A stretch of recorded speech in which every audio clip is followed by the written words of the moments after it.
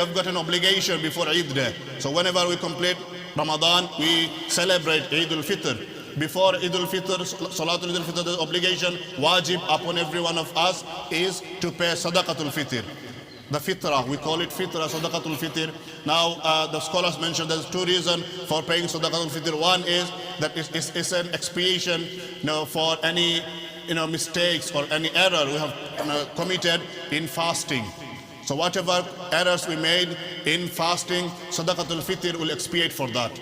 And secondly, the scholars mentioned that another reason, very important reason, is that Allah subhanahu wa ta'ala made us fortunate and we can buy good food, good clothes, for our children, for ourselves. However, there are people who are less fortunate and they do not have enough money to buy good food or clothes for their children. So you pay this money before Eid so that they can buy some food, some clothes for their children to celebrate that day, without being humiliated in the community. It's very important to pay Sadaqah al-Fitr. Sadaqah al-Fitr, is in our country, we fixed it £5 at least, minimum. You can pay more than that.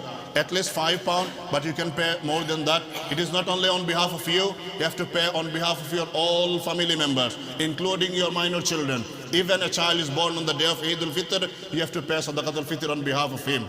So you have to pay Sadaqah al-Fitr on behalf of all children of your household. Another Sunnah of Eid al-Fitr is to do ghusl in the morning, to take bath, to take shower, to do miswak, to put the best clothes you have in your house, to use attar, perfume, to have odd numbers of dates before you come to Eid al-Fitr Salah. To have odd numbers of days. So you can have 1, 3, 5, 7, but it's better, it's sunnah to have odd numbers. The Prophet ﷺ used to have days in odd numbers.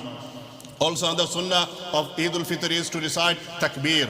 Allahu Akbar, Allahu Akbar, La ilaha illallah, Wallahu Akbar, Allahu Akbar, Walillahi alhamd. Allahu Akbar, Allahu Akbar, La ilaha illallah, Wallahu Akbar, Allahu Akbar, Walillahi alhamd.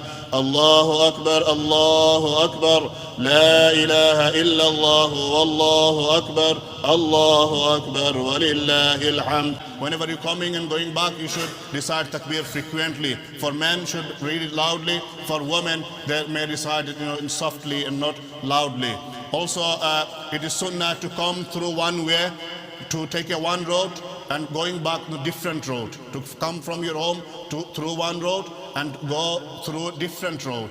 And also the sunnah to walk to the masjid whenever it's very much impossible for us. We all drive to the masjid. Inshallah, may Allah subhanahu wa ta'ala accept all our ibadah throughout the month of Ramadan. May Allah subhanahu wa ta'ala grant us the barakah, the fadila, the status, the importance of Laylatul Qadr to every one of us. Allahumma ameen. And most importantly, while we have filled the masjid in the month of Ramadan for Salatul Zuhr, for Salatul Fajr, for Salatul Isha, for Salatul Taraweeh, for every other salah, for every other occasion, this shouldn't be the last attending in this masjid before you come to next Ramadan.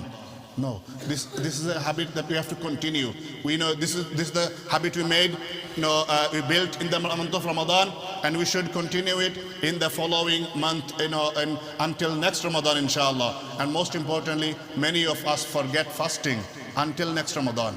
Many of us do not fast at all. Although the Prophet ﷺ gave instruction to fast at least 3 days in each month.